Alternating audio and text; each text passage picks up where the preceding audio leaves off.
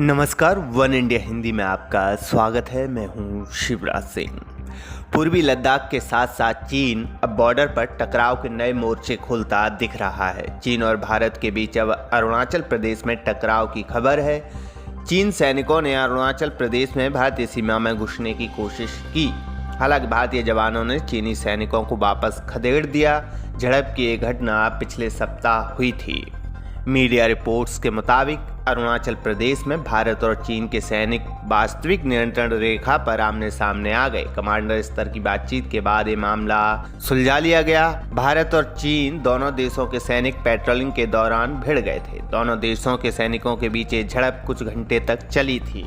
सेना के सूत्रों ने बताया कि कुछ घंटे तक फिजिकल एंगेजमेंट के बाद तय प्रोटोकॉल के हिसाब से मसले को सुलझा लिया गया। भारत की तरफ से किसी तरह का कोई नुकसान नहीं हुआ है। सेना के सूत्रों ने चीनी सैनिकों को हिरासत में लिए जाने का दावा करने वाली रिपोर्ट्स का भी खंडन किया है। बता दें कि कुछ रिपोर्ट्स में दावा किया जा रहा है कि 200 चीनी सैनिक भारतीय सीमा में घुस आए थे। चीनी सैनिकों ने खाली बंकरों को नुकसान पहुंचाने की कोशिश की थी। कुछ देर के लिए चीन के सैनिकों को भारतीय फौज ने हिरासत में लिया था। हालांकि कुछ देर के लिए अस्थायी था।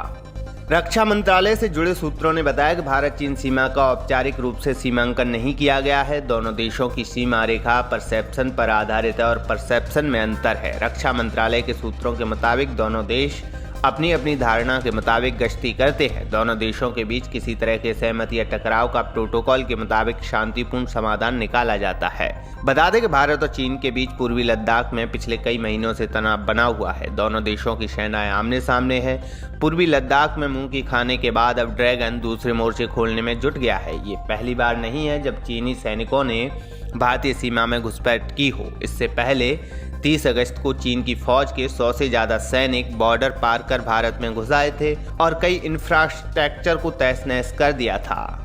हालात के बारे में जानकारी रखने वाले अधिकारियों ने बताया था कि वहां से पीछे लौटने से पहले चीनी सैनिकों ने एक पुल को भी क्षतिग्रस्त किया था। इस घटना में दोनों सेनाओं के बीच आमने सामने की स्थिति पैदा नहीं हुई थी, क्योंकि जब तक भारतीय सैनिकों से उनका सामना होता पीएलए सैनिक लौट चुके थे। तब पता चला था कि तुनजुनला पास पार कर 55 घोड़े और 100 से ज्यादा सैनिक भारतीय क्षेत्र में 5 किलोमीटर से ज्यादा अंदर आ गए थे। हालांकि इस खबर को सुरक्षा एजेंसियों ने खारिज कर दिया था।